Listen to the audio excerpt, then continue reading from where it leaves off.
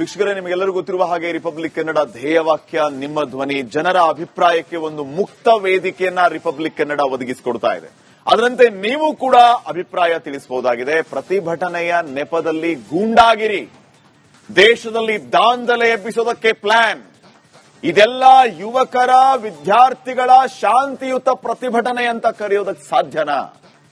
Cockroach Janata party ಅನ್ನೋ ಹೆಸರನ್ನ ಮುಂದಿಟ್ಕೊಂಡು ಬೇರೆಯದ್ದೇ ಸಂಚು ನಡೀತಾ ಇದೆಯಾ ಅಥವಾ ನಡೀತಿತ್ತ? ಈ ಬಗ್ಗೆ ನಿಮ್ಮ ಅಭಿಪ್ರಾಯಗಳನ್ನ ನಮಗೆ ಕರೆ ಮಾಡಿ ತಿಳಿಸಬಹುದು. ವಾಟ್ಸ್ಆಪ್ ನಂಬರ್ಗೆ 2 ಲೈನ್ಗಳಲ್ಲಿ ನಿಮ್ಮ ಮೆಸೇಜ್ ಮಾಡಿ ಅಭಿಪ್ರಾಯ ತಿಳಿಸಬಹುದು. ಎಕ್ಸ್ ಖಾತೆಯಲ್ಲೂ ಕೂಡ ಅಭಿಪ್ರಾಯವನ್ನ ಹಂಚ್ಕೋಬಹುದು. ಸ್ಕ್ರೀನ್ ನ ಕೆಳಗಡೆ ನಂಬರ್ ಹೋಗ್ತಾ ಇದೆ, ನಂಬರ್ ನೋಟ್ ಮಾಡಿಕೊಂಡು ಕರೆ ಮಾಡಿ ನಿಮ್ಮ ಅಭಿಪ್ರಾಯವನ್ನ ತಿಳಿಸಿ. ಪ್ರತಿಭಟನೆಯ ನೆಪದಲ್ಲಿ ಹಿಂಸಾಚಾರ ಎಷ್ಟು ಸರಿ? ನಿಮ್ಮ ಅಭಿಪ್ರಾಯಗಳನ್ನ ತಿಳಿಸಿ ವೀಕ್ಷಕರು. ನೋಡಿ, ಪ್ರತಿಭಟನೆಯ ನೆಪದಲ್ಲಿ ಹಿಂಸಾಚಾರ ಎಷ್ಟು ಸರಿ, ಇದು ಪ್ರಶ್ನೆ. ದೃಶ್ಯಗಳಲ್ಲಿ ನೀವು ಗಮನಿಸ್ತಾ ಇದ್ರಿ, ಪಕ್ಕದಲ್ಲಿ ವಿದ್ಯಾರ್ಥಿಗಳು ಅಂತ ಮುಖವಾಡ ಧರಿಸಿರುವಂತಹ ಗೂಂಡಾಗಳು ನಮ್ಮ ಪೊಲೀಸ್ ವ್ಯವಸ್ಥೆಯ ಮೇಲೆ ಅಟ್ಯಾಕ್ ಮಾಡ್ತಾರೆ. ರ್ಯಾಪಿಡ್ ಆಕ್ಷನ್ ಫೋರ್ಸ್ ಅಧಿಕಾರಿಗಳ ಮೇಲೆ ಅಟ್ಯಾಕ್ ಮಾಡ್ತಾರೆ. ಬಾಟಲ್ಲು, ಚಾಕು ಇರಿಯೋದು, ಪೆಟ್ರೋಲ್ ಬಂಕ್ಗೆ ನುಗ್ಗಿ ಹೊಡೆಯೋದಕ್ಕೆ ಹೋಗೋದು. ಇವ್ರಿಗೆ ಯಾರು ಕೊಟ್ಟರು ಅಧಿಕಾರವನ್ನ? ಪ್ರತಿಭಟನೆ ಮಾಡೋದು ತಪ್ಪಲ್ಲ, ಆದ್ರೆ ಗೂಂಡಾಗಿರಿ ಮಾಡೋದು ಎಷ್ಟು ಸರಿ? ಇದು ಪ್ರಶ್ನೆ ಆಗಿದೆ. ಫಸ್ಟ್ ಕಾಲರ್ ರೆಡಿ ಇದ್ದಾರೆ, ಸೂರ್ಯಪ್ರಸಾದ್ ಅಂತ ಬಂಟ್ವಾಳದಿಂದ. ನಮಸ್ಕಾರ ಸೂರ್ಯಪ್ರಸಾದ್ ಅವರೇ. ನಮಸ್ತೆ ಸರ್, ಪ್ರತಿಭಟನೆ ನೆಪದಲ್ಲಿ ಹಿಂಸಾಚಾರ ಎಷ್ಟು ಸರಿ? ನಿಮ್ಮ ಅಭಿಪ್ರಾಯ ತಿಳಿಸಿ. ಅದು ಏನಾಗಿದೆ ಅಂದ್ರೆ, ಈಗ ಕಂಡವರ ಮಕ್ಕಳನ್ನು ಬಾವಿಗೆ ತಳ್ಳಿ ಆಳ ನೋಡ್ತಾರಲ್ಲ, ಅದೇ ರೀತಿ ರಾಜಕೀಯ ಪಕ್ಷಗಳು ವಿರೋಧಿ ಅಂದ್ರೆ ಭಾರತ ವಿರೋಧಿ ಮನೋಸ್ಥಿತಿಯವರು ಮಾಡ್ತಾ ಇದ್ದಾರೆ. ಅದರಲ್ಲಿ ಒಂದು ಇದು ಏನಾಗಿದೆ ಅಂದ್ರೆ ಟೂಲ್ ಕಿಟ್ ಆಗಿಬಿಟ್ಟಿದೆ. ಈಗ ಏನು ಈ ತುಕ್ಲೆ ಗ್ಯಾಂಗ್ಗಳೆಲ್ಲ ಸೇರಿ ಇಲ್ಲಿ ಈ ದೇಶವನ್ನು ಅಸ್ಥಿರಗೊಳಿಸಬೇಕು, ಅರಾಜಕತೆಯನ್ನು ಸೃಷ್ಟಿ ಮಾಡಬೇಕು ಅನ್ನೋದೊಂದು ಹುನ್ನಾರ ಅಡಗಿದೆ ಇದರಲ್ಲಿ. ಈ ಇದರಲ್ಲಿ ಏನ್ ಗೊತ್ತಾ, ಅತೃಪ್ತ ಆತ್ಮಗಳಿದಲ್ಲ, ಆ ದುಷ್ಟಕೂಟಗಳು ಇಲ್ಲಿ ಜನಾಂಗೀಯ ಘರ್ಷಣೆ ಮಾಡಬೇಕು.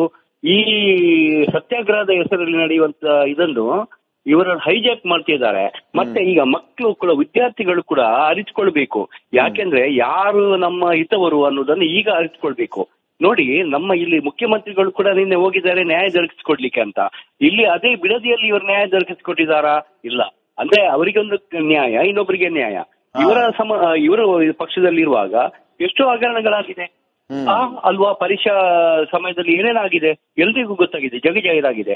ಇದರಲ್ಲಿ ಏನ್ ಗೊತ್ತಾ, ವಿದೇಶಿ ಗ್ಯಾಂಗ್ಗಳಿದೆ ಅಲ್ಲ, ಇದು ಕೂಡ ಇಲ್ಲಿ ಕೆಲವು ಕೈವಾಡ ಇದೆ. ಇಲ್ಲಿ ಏನಾಗಿದೆ ಅಂದ್ರೆ, ಒಂದು ಒಳ್ಳೆ ಉನ್ನತ ಮಟ್ಟದ ಒಂದು ತನಿಖೆ ನಡೆಸಬೇಕು. ಇಲ್ಲಿ ನೋಡಿ, ರಾಜೀವ್ ಗಾಂಧಿ ಅವರು ವಿದೇಶ ಪ್ರವಾಸ ಹೋಗಿ ಬಂದ ಮೇಲೆ ಇಲ್ಲಿ ಏನು ನಡೀತಿದೆ ಪ್ರತಿ ಸಲ ನೋಡಿ, ವಿದೇಶ ಪ್ರವಾಸ ಮುಗಿಸಿಕೊಂಡು ಬಂದ ಮೇಲೆ ಇಂಥದ್ದೆಲ್ಲ ನಡೀತಾನೆ ಇದೆ. ಇಲ್ಲಿ ಏನಂದ್ರೆ ದೇಶ ವಿರೋಧಿ ಚಟುವಟಿಕೆಗಳು ನಡೀತಾ ಇದೆ. ಇದಕ್ಕೆ ಒಂದು ಮಕ್ಕಳನ್ನು ಟೂಲ್ ಕಿಟ್ ಮಾಡಿಕೊಂಡಿದ್ದಾರೆ, ಬಳಸಿಕೊಂಡಿದ್ದಾರೆ. ಇದರಲ್ಲಿ ವಿದೇಶಿ ಕೈವಾಡನೂ ಇದೆ. ಇದರಲ್ಲಿ ಸಮಗ್ರವಾದ ಒಂದು ತನಿಖೆ ನಡೀಬೇಕು ಅನ್ನೋದು ನನ್ನದೊಂದು ಆಕಾಂಕ್ಷೆ. ಅಲ್ಲ, ಪ್ರತಿಭಟನೆ ಮಾಡೋದು ಎಲ್ಲರ ಹಕ್ಕು, ಪ್ರತಿಭಟನೆಯನ್ನ ಮಾಡ್ಲಿ, ತಪ್ಪಿಲ್ಲ. ಆದರೆ ಇಲ್ಲಿ ಆಗ್ತಾ ಇರೋದೇನು ಅನ್ನುವಂಥದ್ದು ಸದ್ಯಕ್ಕಿನ ಪ್ರಶ್ನೆ ಆಗಿದೆ. ಎಸ್, ಪ್ರತಿಭಟನೆಯ ನೆಪದಲ್ಲಿ ಹಿಂಸಾಚಾರ ಎಷ್ಟು ಸರಿ ಅನ್ನುವಂತಹ ಪ್ರಶ್ನೆ ನಾನು ಆಗ್ಲೇ ದೃಶ್ಯಗಳಲ್ಲಿಯೂ ಕೂಡ ತೋರಿಸ್ತಾ ಇದ್ದೆ ವೀಕ್ಷಕರ ನಿಮ್ಮ ಪಕ್ಕದಲ್ಲಿ.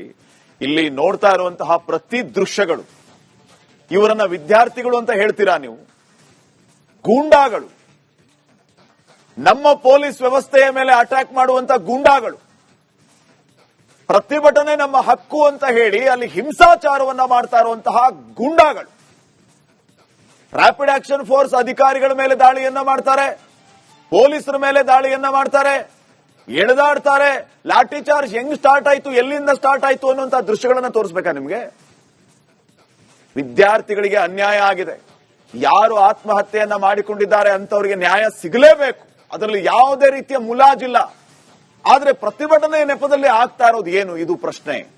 ಮತ್ತೊಬ್ಬ ಕಾಲರ್ ರೆಡಿ ಇದ್ದಾರೆ, ವೆಂಕಟಾಚಲಪತಿ ಅಂತ ಹೇಳಿ, ಕೋಲಾರದಿಂದ. ಸರ್ ನಮಸ್ಕಾರ. Hello sir. ನಮಸ್ಕಾರ ಸರ್, ತಮ್ಮ ಅಭಿಪ್ರಾಯ? ನಮಸ್ಕಾರ. ಇದು ಈ ಸ್ಟ್ರೈಕ್ ಎಲ್ಲ ಸರಿಯಾಗಿಲ್ಲ ಸರ್. ಎಲ್ಲ ಇದು ಆಗುತ್ತೆ, ಹಿಂಸೆ ಆಗುತ್ತೆ, ಪೊಲೀಸರಿಗೆ ಹಿಂಸೆ ಆಗುತ್ತೆ. ಸದನದಲ್ಲಿ ಬೇಕಾದಷ್ಟು ಚರ್ಚೆ ಮಾಡ್ಲಿ, ಕಾನೂನು ವಿರುದ್ಧ ಕ್ರಮ ತಗೊಳ್ಳಿ, ಕೋರ್ಟ್ ಅಲ್ಲಿ ಆಗ್ಲಿ. ಇದೇನು ದೇಶ ಹಾಳು ಮಾಡುವಂತ ಇದು ದೇಶ. ಇದ್ರ ಬಗ್ಗೆ ತುಂಬಾ ನೋವಾಗುತ್ತೆ ನೋಡಿದ್ರೆ. ನಮ್ಮ ಅಧಿಕಾರಿಗಳ ಮೇಲೆ ಇಷ್ಟೊಂದು ದೌರ್ಜನ್ಯ ತೋರಿಸ್ತಾ ಇದ್ರೆ ಏನಾಗುತ್ತೆ? ವಿದ್ಯಾರ್ಥಿಗಳು ಆಗಿರೋದು ಇದು ಮಾಡ್ಲಿ, ಅದ್ರ ಬಗ್ಗೆ ಸದನದಲ್ಲಿ ಚರ್ಚೆ ಮಾಡ್ಲಿ, ಅವ್ರಿಗೆ ಪರಿಹಾರ ಕೊಡ್ಲಿ. ಅದು ಬಿಟ್ಟು ಬೀದಿಯಲ್ಲಿ ನಿಂತು ಇಷ್ಟೆಲ್ಲ ಮಾಡ್ತಿದ್ರೆ ತಪ್ಪು. ಅದು ಅವ್ರು ಹೇಳ್ತಾ ಇರೋದೇನಂತಂದ್ರೆ ವಿದ್ಯಾರ್ಥಿಗಳ ಪ್ರತಿಭಟನೆಯನ್ನ ಹತ್ತಿಕ್ಕುವಂತ ಕೆಲಸವನ್ನ ಮಾಡ್ತಾ ಇದೆ ಕೇಂದ್ರ ಸರ್ಕಾರ ಅಂತ. ಇಲ್ಲ, ಅಲ್ಲಿ ಎಷ್ಟು ಪರ್ಸೆಂಟ್ ಇದ್ದಾರೆ ವಿದ್ಯಾರ್ಥಿಗಳು? 10% ಇಲ್ಲ, 10% ಇಲ್ಲ ವಿದ್ಯಾರ್ಥಿಗಳು ಅಂತೇಳಿ. ವಿದ್ಯಾರ್ಥಿಗಳ ನೆಪದಲ್ಲಿ ಇವರು ಬೇರೆ ಹೊರಗಡೆಯಿಂದ